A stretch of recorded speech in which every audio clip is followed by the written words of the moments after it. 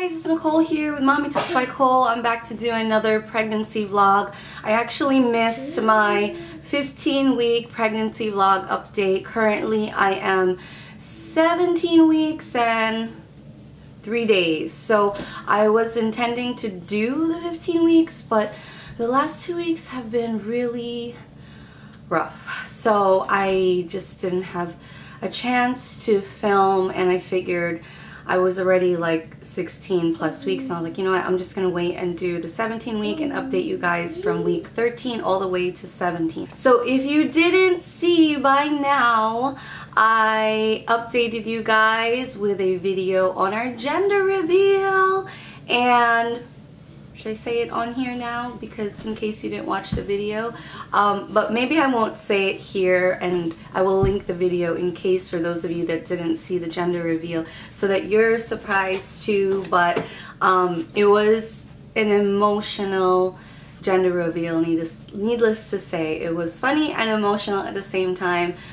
We did like a box with balloons reveal with the kids and Brian and my mom, and it was, I'm really glad that I caught it on video and I was able to share that moment with you guys. But that's all I'm gonna say about that. So we do know the gender. We actually found out during my 17-week appointment, and that day, later that day, we told the kids, and or we all found out together.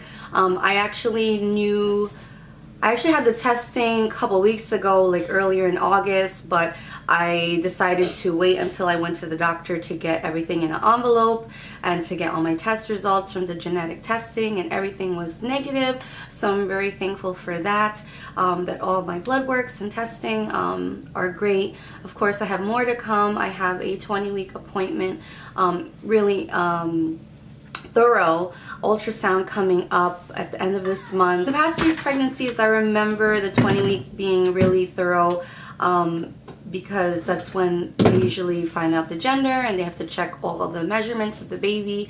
But this time the doctor warned me that this would be much longer. It could be an hour and a half, so I should eat and, you know, be prepared to be there for a while.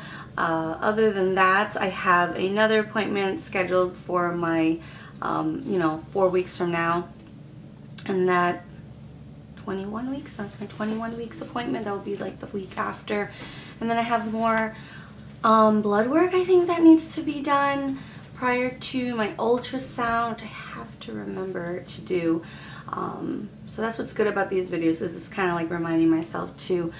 Physically, I feel great. Like I feel that I'm getting bigger, although my weight was the same. So they did tell me my weight didn't change from 4 weeks earlier, which I'm kind of not surprised. It's not that I haven't been eating. I don't know, I've just been really stressed. And if you follow my daily vlogs or the video everyday August, this has been a really rough month, and I'm still kind of going through it. And I told you guys in the vlogs that I was concerned that I may have anxiety or depression during pregnancy, and I didn't express this in my week 13 video because I had just turned like 13 weeks, and like the first trimester, it was very emotional and I was very hormonal, and I just tokened it off to being, you know, just part of pregnancy, because I've been through this before, and that's more so common for me in the first trimester, and I figured it would taper off. Unfortunately, it has gotten a lot worse, and you know, I really go into detail on my daily vlogs from this month, and I've had a few like breakdowns like on camera and crying to you guys, and so many of you have been so supportive, sharing your stories with this and your concerns, and you know, your prayers and wishes. And it really, doing the daily vlogs, I feel like was a blessing in disguise, because it was really a form of therapy for me, because I wasn't really talking to many people about it, and I was just kind of holding it all in and just thinking, oh, it's just a phase, it'll go away, I'll be fine. but it didn't, and it's been getting worse. And you know, there are some like situations that are going on right now that are very personal that, you know, do have an effect, and you know, that kind of intensifies my anxiousness. And you know, I do have a few panic or anxiety attacks, you know, where yeah, my mind is just racing a million miles a minute, and I'll just start to get like palpitations, and I'll be very, you know, like short of breath, and then I have to just kind of breathe through it and just like put myself in a quiet place for me to calm down, and then within a few minutes I'll be okay and just drink water and such. But I also thought it could have been a culmination too of being home with all three of the kids this entire summer, them being with me 24/7, going with me even to work. You know, when I do work outside the house, they're with me at the dance school, and you know, I really rarely would ever get kind of like a moment to myself other than when not filming, other than when I like edit at night or such. So you know, that was a concern that I wanted to address when I went to the doctor. So I addressed it, and they suggested for me to speak to somebody, so I have to schedule an appointment and then go from there. I definitely don't want to be on any form of medication because I was diagnosed with anxiety in the past in 2006, which I've shared with you guys in like many videos.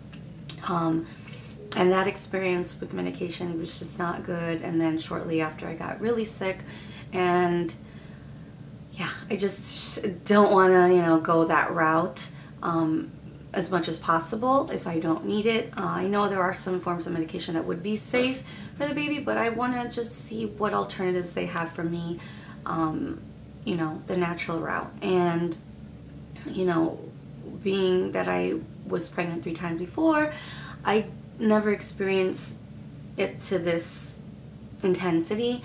I feel like I was a little bit anxious and had slight depression with when I was pregnant with Dylan, with the 2 little ones, but I feel like during that time it was more physically, it was more about me being physically overwhelmed rather than mentally, emotionally, and all of that. So I mean, I've been trying my best to turn, you know, to, you know, prayer, of course, trying to do positive affirmations, trying to do all the things that I normally do that are positive, but it's just, I just can't kick it, no matter all the methods that I know of and try.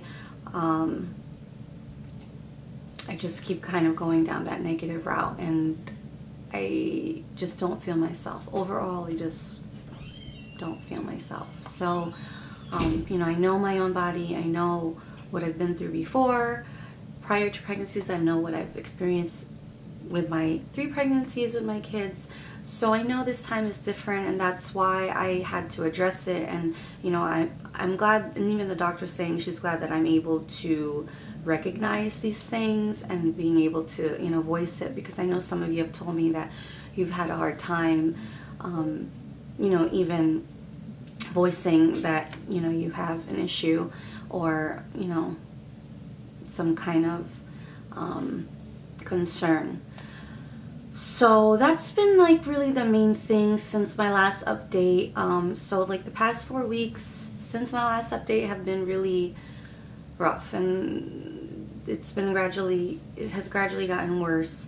And now that I'm not daily vlogging anymore, I'm still doing like clips for my weeklies, but I kind of miss, you know, talking to you guys. But it's also been nice just to kind of like take a break from editing something every day.